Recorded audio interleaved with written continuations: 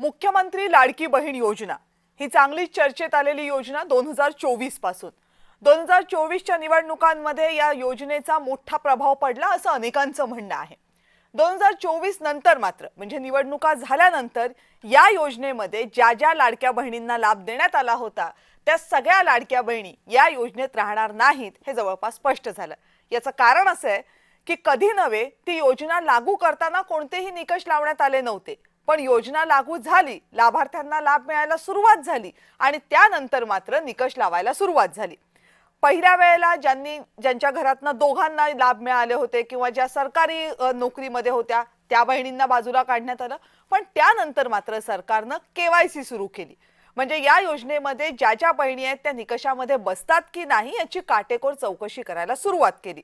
आकडे 1-1, 2-2 येत होते, पण आज जो आकडा आलाय तो फार मोठा आहे। जवळपास 80 लाखांपेक्षा जास्त, म्हणजे विचार करा 2.5 कोटी महिलांना लाभ मिळत होता, त्यापैकी 81 लाख महिला आता याच्यामधनं बाहेर होत आहेत। वेगवेगळी कारण आहेत।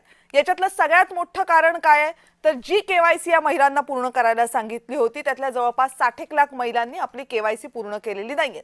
बाकी मग ज्या सरकारी नोकरीमध्ये होत्या, ज्यांच्या घरामध्ये 4 चाकी होत्या, ज्यांच्या घरामध्ये इन्कम टॅक्स रिटर्न भरले जात होते वगैरे वगैरे वगैरे निकषांनुसार बाहेर पडल्या।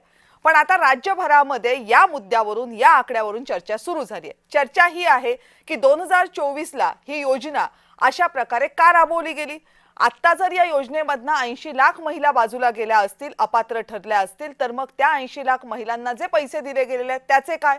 सरकार म्हणते आम्ही हे पैसे परत घेणार नाही, पण जर हे पैसे परत घेतले जाणार नसतील तर मग टॅक्स पेअरचा पैसा अशा प्रकारे का उधळला गेला हाही सवाल आहे। आणि मग सगळ्यात महत्त्वाची चर्चा ही आहेच की फक्त निवडणुकांसाठी अशा योजना आणायच्या, भरमसाठ लोकांचे पैसे वाटायचे आणि त्याची रिस्पॉन्सिबिलिटी, अकाउंटेबिलिटी कुणाकडेच नसावी, हे कसं चालणार? या सगळ्या मुद्द्यावर आज पुन्हा एकदा चर्चा सुरू झालेली आहे। या सगळ्यावर बोलूयात, पण त्या अगोदर पाहूयात या आकड्यांमागचं नेमकं गणित काय आहे हे सांगणारा हा रिपोर्ट।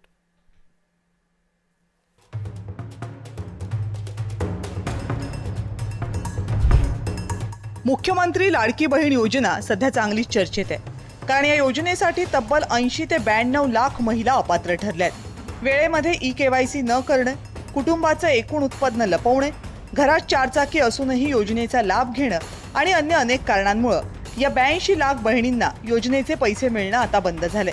पाहूयात कोणत्या परिस्थितींमध्ये या महिला योजनेसाठी अपात्र ठरतात।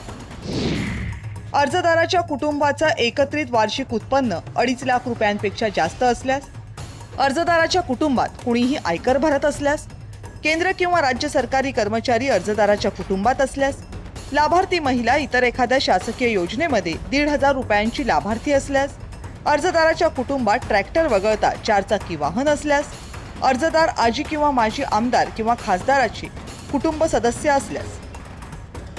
कारणं कितीही रास्त असली तरी विरोधकांना मात्र यामुळे सरकारवर टीका करण्यासाठी आयती संधी मिळाली आहे। 80 लाखाच्या वर अपात्र महिलांना तुम्ही सरकारी तिजोरीतून पैसे दिले, ते आता सिद्ध झाले। हा कोणावर तुम्ही गुन्हा दाखल करता? तत्कालीन मुख्यमंत्री एकनाथ शिंदे आणि 2 उपमुख्यमंत्री हे त्रिकूटचे होते, त्यांच्यावरती सरकारी तिजोरीतल्या पैशाच्या अपहाराचा गुन्हा दाखल होणं गरजेचं आहे। पण मोदी युग आहे, हे कलियुग पण नाही ना। ज्या अपात्र बहिणींना आतापर्यंत पैसे दिले ते परत मागणार नाही, पण ज्या पुरुषांनी बेकायदेशीररित्या योजनेचा लाभ घेतलाय त्यांच्याकडून मात्र पैसे वसूल करणार, अशी माहिती मुख्यमंत्र्यांनी दिली।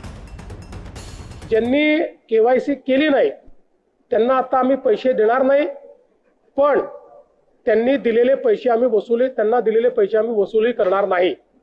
मात्र 14,000 ज्या पुरुषांनी पैसे घेतलेले आहेत त्यांच्याकडनं मात्र पैसे हे वसूल केले जातील। या योजनेवरून राजकारण सुरू राहील, पण एक मात्र नक्की, ज्या महिला या योजनेसाठी पात्र नाही त्यांना इतके दिवस लाभ देणं हे मुळात चुकीचं होतं। त्याचबरोबर सरकारनं सुद्धा केवायसी केल्यानंतरच निधी वाटप सुरू करायला हवं होतं। पण 2024ला विधानसभा निवडणुकांची तारीख जवळ येत असताना घाईघाईनं योजना सुरू करण्यात आली। यापुढे तरी सरकार कोणतीही योजना इतक्या घाईनं आणणार नाही एवढीच अपेक्षा। ब्युरो रिपोर्ट, जय महाराष्ट्र।